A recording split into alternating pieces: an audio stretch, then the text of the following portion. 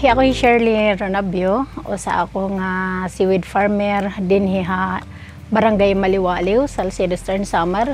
Ini nga amon na himutangan o sa ini nga isla.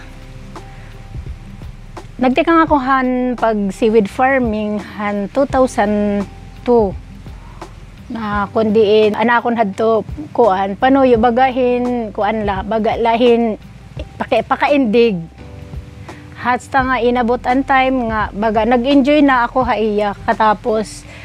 ini nga tungod kay naka-income na ako nagtalinguha na ako nga nasa ako maupay ngayon hiya nga alternative nga livelihood. Ang seaweed kasi na-observe namon nga nakakabulig hiya para ma-enhance ito na aton seawater. Nganhin nakakapagpatagom hira nga nakakabulig hira talaga hiton nga dihiton marin nga resources. At kaduha, an aton seaweed oras hin an mga benepisyo kunta naton ha aton pagkakalugaringon aside hin na income ka na kun may adahin tagutom an seaweed pag na dry mo hiya pwede mo hiya ma-stock bisan pa in 5 years diri hiya na ano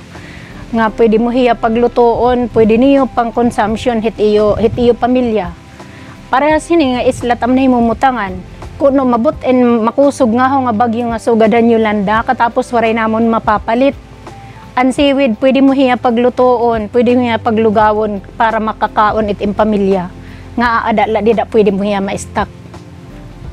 Kung maano pa ang mga health benefit hinihiniya, damo an kuan mga benepisyo hiton seaweed. Han una kinukurian kami kay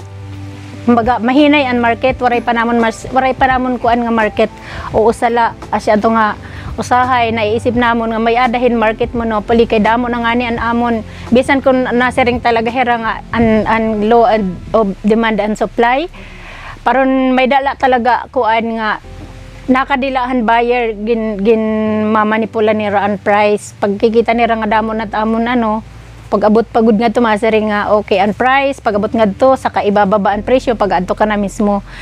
yan na diri na iton market na mismo it nagbibiling hit seaweed hingkadamo na hit market sanglit hapag kaya na ang mga waray pa pagsisiweed pagtikang na kamo kay ako talaga masering ako nga parehas ini kun hanhani an kopras naglulukad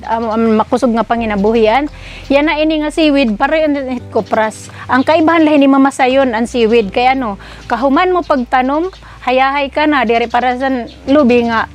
pag inalagaan mo pa hiya tapos pag harvest mo sasakon mo pa bubuntan inhiya diri ka harvest mo bulad pakatuyo mo baligya na nganhin kun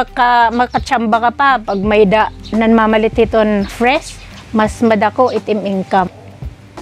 Ngadtuhan mga iba nga karuyag magtanom makakasiring ako mas maupay nga magkamay-adahin mag-engage gihapon hira hiton seaweed farming aside hiton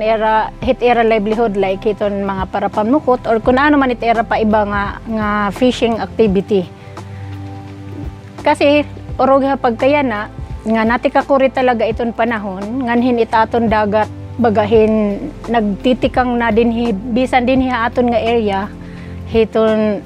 pollution kay ano nga kinahanglan nira magkadiha seaweed like kung naggigil ni tira kung namumuko tira unang-una it presyo hiton imo puhunan hitim gilnit gididako ina samantalang ang seaweed hanggat aada itim nylon pag bibinalik-balikon mulat hiyang asya tim gagamiton ang seaweed